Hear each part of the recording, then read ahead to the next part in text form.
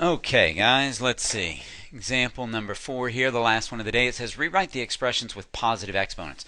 Now I've got some variables in here, so um, uh, we've got a little something different here. We're not evaluating, all right? I'm going to separate these things so we don't get mixed up. We're not evaluating. We just want to get rid of these negative exponents. Excuse me, I'm new to the language. And a monomial, a term is never simplified when it has negative exponents, so we always want to get rid of them when we can. But there's something that you need to be careful with, and I don't know, out of my 637 years of teaching, I've seen this a billion times, okay? I'm going to rewrite this in A. It's 2 times x to the negative 2 times y to the negative 3. Because what I need you to realize, guys, is that the exponent of 2 is 1. That x is the only thing that has the negative 2 as its power. And the y has a negative 3. The 2 has a 1. It's not shown, but that's what its exponent is.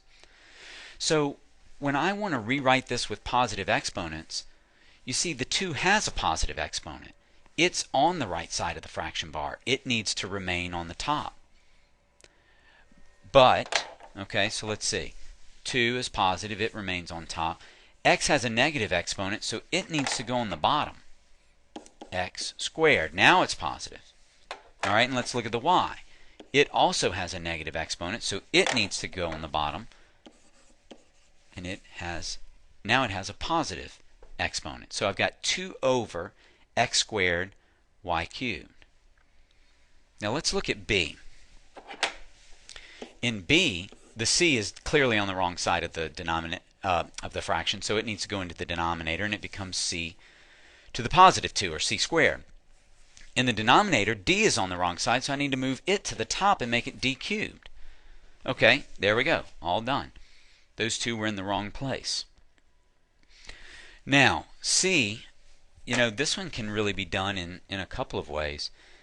I'm going to extend the page just so we can see it a little bit. I'm going to do it first, guys. We'll rewrite it as 5 times a. So that's 5 to the first times a to the first to the negative 2.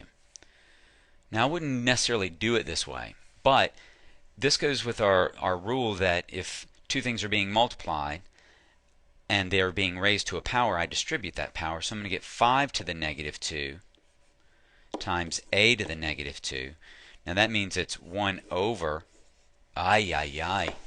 1 over 5 squared times 1 over a squared, because they're both in the wrong place. And when I simplify that, I get 1 over 25a squared. I think they just wanted it with positive exponents, but I'm going to simplify that 5 as well. Now, what I could have seen was, and I'm going to rewrite this again, is as 1 over 5a squared. Make that exponent positive before I distribute it. Then I'm going to get 1 over 5 squared times a squared when I distribute it into the parentheses to those powers. And I'm going to get 1 over 25a squared.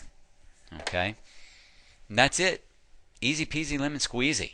Love this stuff. It still interests me today. I still find it very cool.